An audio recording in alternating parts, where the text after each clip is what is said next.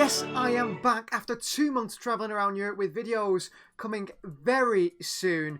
You guys have all been wondering, or most of the subscribers have been wondering, where is FC24? 90% of the comments, where is FC24? It starts today. So hopefully most of you guys have seen the FC24 trailer that I put out on the channel only a few days before. The countdown is over. FC24 is here, and it's a few big promises in that trailer. We promised this series will be bigger and better than before. And today's episode is the launch episode, talking about everything that is new and why immersion is a big word that is going to be used in this series. So what about immersion? Why is this series going to be more immersive than any series before on the channel? Well, this is why, because we're bringing extra content, extra things to this series. We're going to have throughout the series a loan watch. That means that players out on loan will get scout reports on how they are playing, independently curated by myself. We have a youth update because there is a fully fledged youth team coming to FC24 on our Manchester City career mode. Yes, we have been curating not all 22 players, but 11 players from Manchester City's real youth system to use throughout the series to develop into world-class superstars, perhaps over time, or sold for profit as Manchester City do many often. There will be a scout watch. There will be times when we get reports, scouts watching players saying, look at this player, maybe we should sign. Of course, you guys have been voting as well quite a while ago now for voting and so on. There will be a rumour mill. Every few episodes there will be rumours around players possibly signing for Manchester City, ones that you are surprised to hear about, and so on. There will be news reports as well, any updated news on it. We'll have Pep Guardiola press conferences with Pep Guardiola speaking himself for the big games. That is something I have worked on as well. I've got them all written down here. There's going to be so much more, so much immersion. I want to make this the biggest and best series ever on the channel, the best series on YouTube in terms of extras when it comes to FC24 career mode, considering EA have left it pretty much basic again. There's some new features that I'm not too interested in. Let's go into, though, the objectives and rules for this series. So these are the objectives and rules for our career mode here on FC24. Starting off with the transfer rules. We've got 3 sections: transfer rules, squad rules, and success objectives. These are the 3 main things we'll be following throughout this full career mode. You can see the full squad there on the right hand side. Starting with transfer rules. So transfer rules, these are the rules we will be following for the season. Firstly, no first team transfer signings are allowed in the January transfer window. So in this first season there will be no first team signs at all because we've got the summer transfer window disabled. There'll be nothing happening in terms of first team incoming. City never sign first team players in January. Never, ever, ever. Pep doesn't like to do it, so we won't be doing it. We're keeping this very realistic. Every January window ever, we must sign one upcoming star. Now, I've already picked the player out for this summer. I think you guys probably know it is a player that's heavily linked with Manchester City, but over the years City have brought in Maximo Perón, they've brought in Julian Alvarez. We found another Argentinian star to bring in January, and we look to continue that trend throughout this series. Every January we'll sign one upcoming star to stay with us until the end of the season, and then decide whether they are loaned out or they stay with the first team for the upcoming season. We have to make 2 CFG signs each summer transfer window. Every summer transfer window, 2 CFG signs must be signed. So 2 players that join either Lommel or Girona, New York City FC, Palmero, like that, players for the future that could one day make it at Manchester City. Never have a net spend more than 60 million at the end of the transfer window. So no matter how much we spend, we must make sure we continue to do the churning over of squad players and youth players and continue to develop our youth players and our youth team to make sure we never have a net spend over 60 million. We want to continually win that net spend trophy. Any signing over 27 years of age must cost less than £30 million.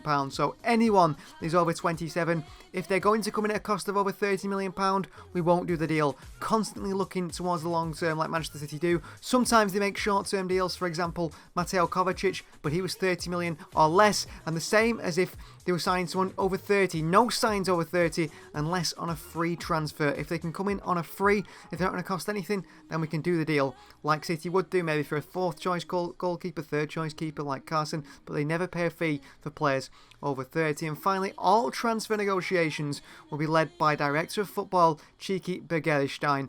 We will not be doing the transfer negotiations.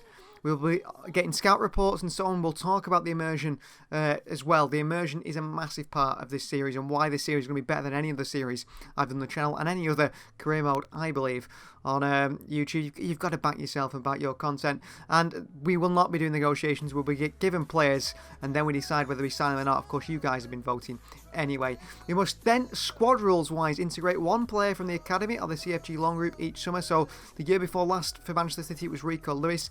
This season it's Oscar Bobby's been integrated. We will have to pick one of those youth players or someone from on loan or a youth academy to integrate for next season. We have to have only 25 players in our squad with 8 homegrown players. That is the actual Premier League rules. So we will go through the squad. We'll go through our max 25 squad players and also our 8 homegrown players. Doesn't include, however, under 21s. So Rico Lewis and Oscar Bob are not included there. And every player in the 25-man squad, not the under-21s of course, must make a minimum of 7 appearances during the season. If not, the player must be sold in the summer. That's obviously excluding anyone who gets injured, any under-21 players, and the third choice goalkeeper in Scott Carson. But everyone else in that 25-man squad that's not under 21, that is not injured, that is not a third choice keeper, must make 7 appearances, or at the end of the season, they will be moved on. Calvin Phillips, maybe. He could be gone in January. And success objectives, these are objectives that we have. We know our objectives, but some rules for our objectives must be that we must win at least 1 trophy every season. If we don't, then our transfer budget is cut to 100 million. Now you think 100 million is still a lot. Not when you've got to get a 60 million net spend. So our transfer budget would then be 40 million, wouldn't it, to get to that. So it's not really much of a budget. Every match that's played, one player will be picked as my man of the match. And their EA Sports rating will be stored for the season end awards, and that is because at the end of the season, success of individual players will be the same as usual: young player, underrated, and player of the season as always. But there will be 2 additional awards: one for the most man of the match awards throughout the season, and one for the highest average rating in the man of the match awards. Of course, that means even if you get, obviously you need about 4 of those. But if you have 4 man of the match awards and they're all 9.0 rating, then someone who's got 10 man of the match awards wouldn't win that award. And that is the objectives and the rules for this full career mode. We will be following these rules and these objectives throughout the series, no matter if we do 10 seasons, 5 seasons, 2 seasons, 1 season. That is the rules and objectives we'll be following. Let us know in the comments down below if you believe they are good and if they're the right thing to be doing. So the extra immersion content plan, the objectives and the rules for this series we'll be following. We've got to have a 25-man squad. Let's meet the squad for Season 1. So starting with our 25-man squad, we have Edison upgrade to a 90. That's who you guys voted for to be upgraded to. Ortega up to an 80 rating as well. He was also voted to be upgraded. Zach Steffen is in our 25-man squad for the season, but looking to move him on. Sergio Gomez is in the squad, 74 rated. Manu Akanji upgraded as you guys voted to 84 rated. Ruben Diaz, 89 rated. He is in our squad for the season. Josh Covardiel stays at 82 rating. 21 years of age, the new signing. Rodri upgrade to 90 rated, another one that you voted for as an upgrade when the ratings came out. Kevin De Bruyne getting on now, 32 years of age, 91 rated. Marcel Kovacic, new signing, upgraded by 1 to 83 rating. Bernardo Silva stays at 88, he is part of our squad this season. On to Matthias Nunes, another new signing, 79 rating. A shame about the game face, really poor on him. The same goes for Jeremy Doku, who you guys voted to be upgraded to 80 rated. Erling Haaland sticks at 91 rated. And then also Julian Alvarez, who you guys voted for to be upgraded. He goes up to 83, criminally underrated at 80. And as for the homegrown players, we have 8 in our squad this season, as you have to. Scott Carson, I've upgraded him just so he doesn't retire. John Stones, you voted to go up to 87. Ake, you voted to go up to 84. These are the treble winners, remember. Kyle Walker up to 86. You guys voted for that one. Jack Grealish stays at 85, and Phil Foden, also one of our homegrown players, he stays at 85 as well. Looking good. And then 2 sort of fringe players just make up the numbers in the homegrown section. Luis Fiorini is 67 rated, 21-year-old midfielder. He just makes up the homegrown quarter. And the same goes for Ben Knight, 21 years of age, 65 rated. Under 21s in the squad will be Rico Lewis. He doesn't have to be named in our 25-man squad. Neither does Oscar Bob, who's been upgraded, as well as Rico Lewis, as you guys voted for. Bob to 72, Rico Lewis up there. And also a fringe player in Dario Sarmiento, once really highly rated. As the loan players, we've got plenty. Liam Delap is out on loan. Slobodan Tedic is at Charlton on loan. James McAtee finds himself at Sheffield United for the season on loan. Kian Brecken, he is at Wycombe Wanderers. We have Maximo Perron at Las Palmas for the season on loan. Alex Robertson in Portsmouth, he plays there on loan for the season. Filip Stefanovic in the Dutch league. Some of these players will never make it to the team and we'll look to move them on. Isaka Bore, 73 rated. He plays in Luton Town for the season. Jan Kuto, one for the future, 76 rated at Girona. Yamal Baptiste is on at Lommel, I believe, on loan. Jadel Katongo, he is at Peterborough on loan for the season. Finley Burns, he's at Stevenage, 65 rated at 20, not too bad actually. Lucan Bette, he is somewhere in Dutch divisions on loan. Callum Doyle, definitely one for the future here.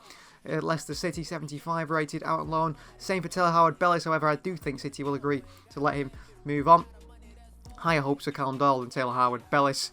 As the loans continue, there's plenty more. Josh Wilson-Esbrand, and then the big one, the big man that's out on loan really after Josh Wilson-Esbrand is Joao Cancelo. He will be moving away permanently when the season ends.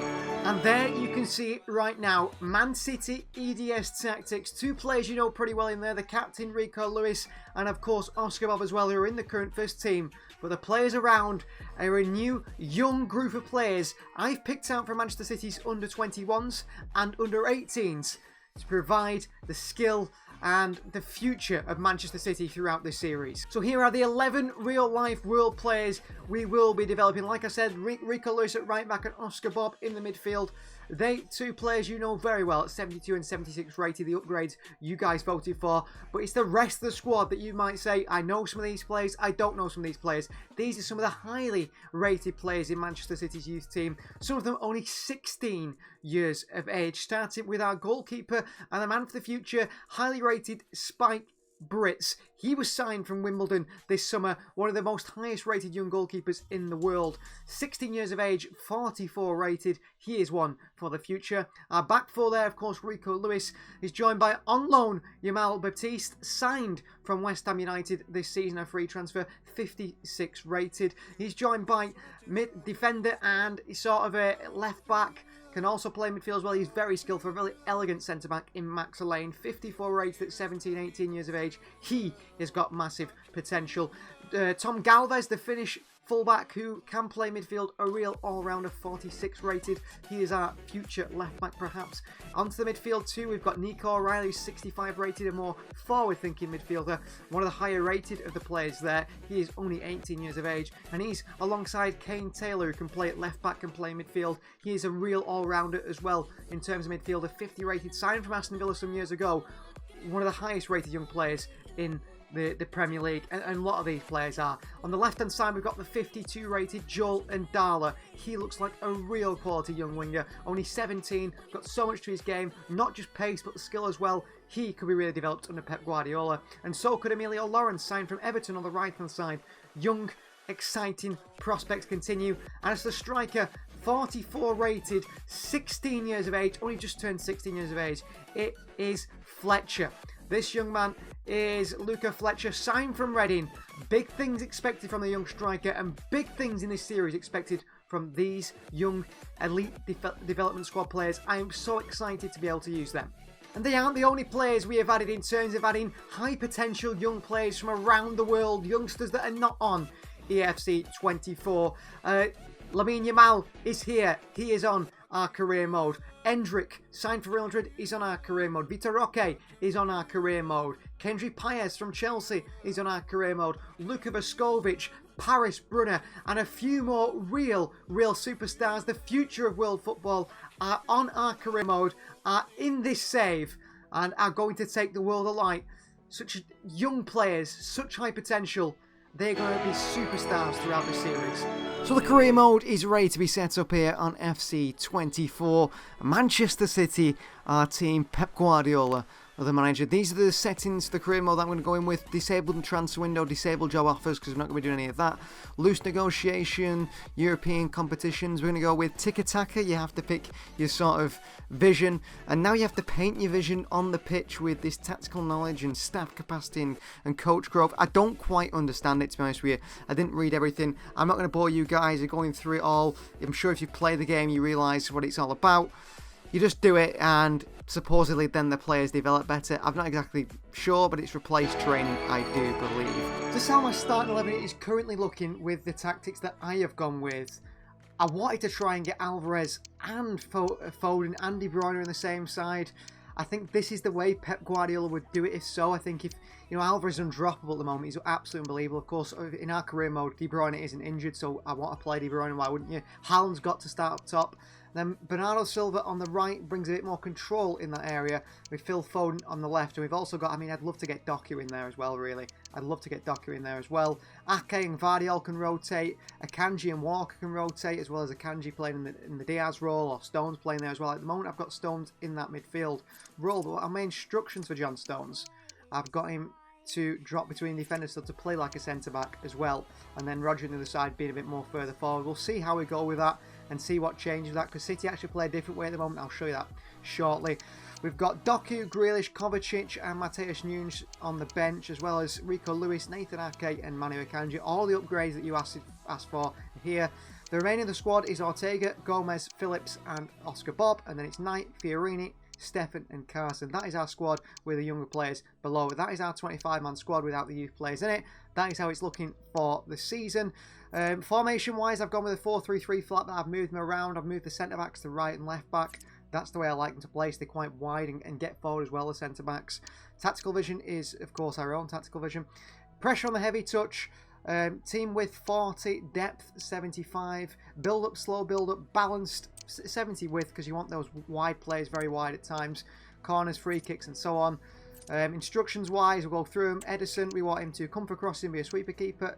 Diaz is pretty much everything the same.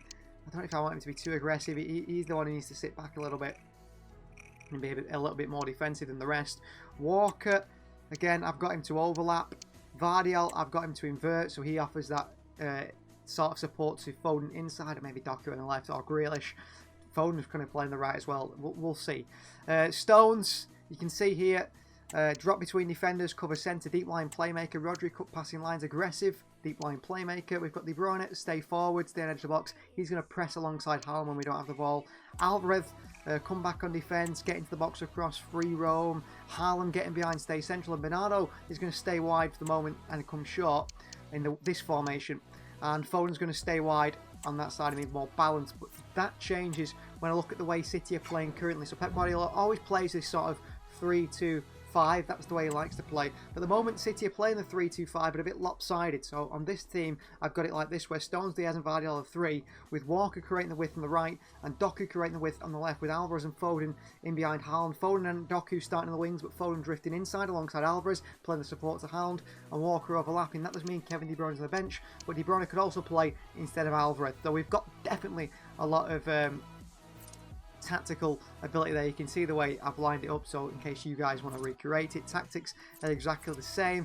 In terms of instructions, Vardiol is mixed attack, Diaz nothing, Stones to step up, Walker overlap, join the attack, Rodri is stay back while attacking, and also deep line playmaker, cover centre. Bernardo Silva or Kovacic could play there. Nunes as well, get forward, stay on edge of the box, cover centre. Alvarez a false 9, stay central, come back in defence, dropping into the space. Erling Haaland getting behind, stay central. Then you ask Foden to cut inside and come back on defence, and Jeremy Doku stay wide, and that is the way we're going to play it. Grealish going there as well, so we're going to flip between these two formations. Development wise, I've got Doku currently onto a left winger, but he can play in the right as well. We are going to just be playing this season, and there's not going to be no transfers until January. No first team transfers in any window in January. We know that already. We have to wait till next summer to make signs, which you guys have already voted for, by the way, but we will recap them probably nearer to the time. We've got scouting reports and all things coming, and of course, surely we have a pre-season as well in this episode, perhaps as well. Well, Phil Foden, we've changed his position to a centre attacking midfielder from a right winger. Straight away, he's gone from 85 rated to 86. He is going to be so good in this series. We've got him on a shadow striker. He's got 79 shooting. I want to improve his shooting and then his passing and just make him a real dynamic, all-round, unbelievable midfielder. So our first episode in the launch here, covered the squad, will be the highlights from pre-season. I'm going to play these pre-season games and just put in the goals and the short highlights. I'm not going to show the extended highlights, just the highlights of pre-season to end the episode. And let's see who performs in our first ever games on FC24. I've not even played the game yet.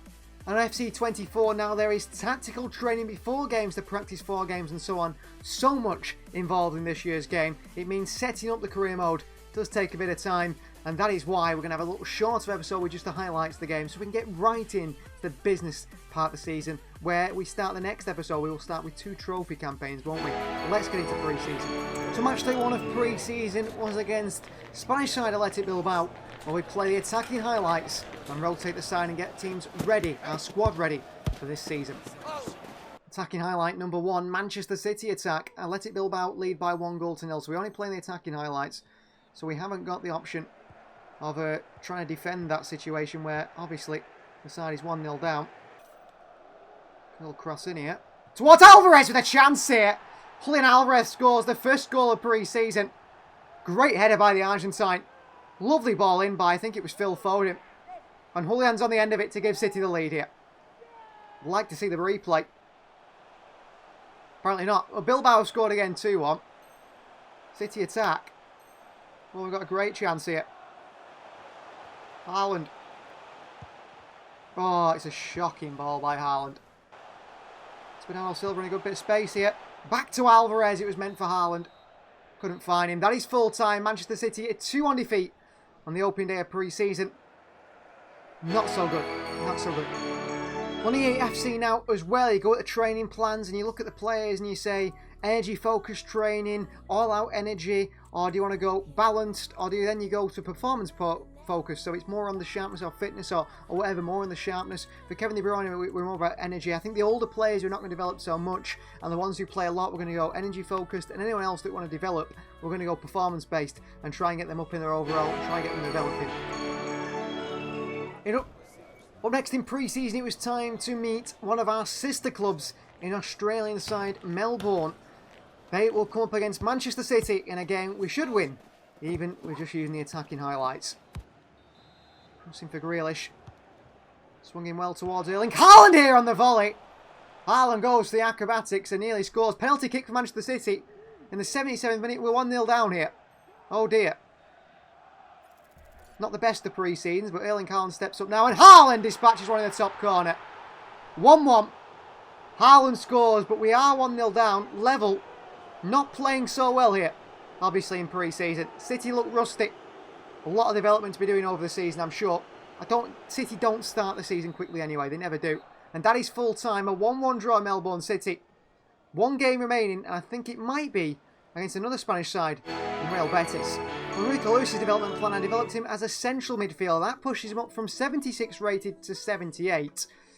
I think we're going to develop him as central midfield, and then eventually our ball winning will help him defensively, help him physically, and then move him back to right back.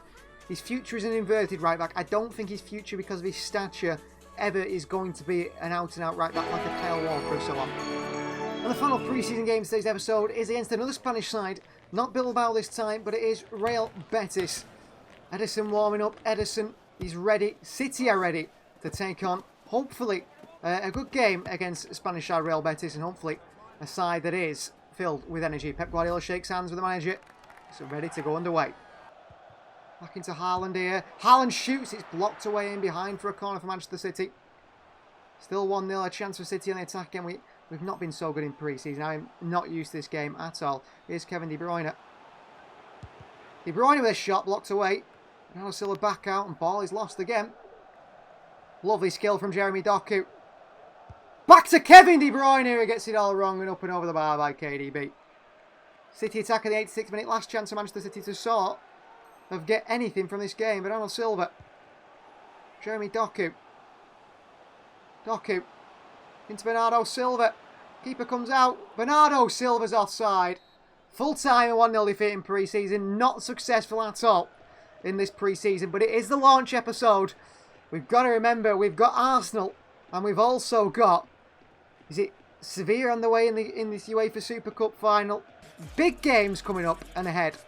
Thanks for watching. I hope you enjoyed our launched episode.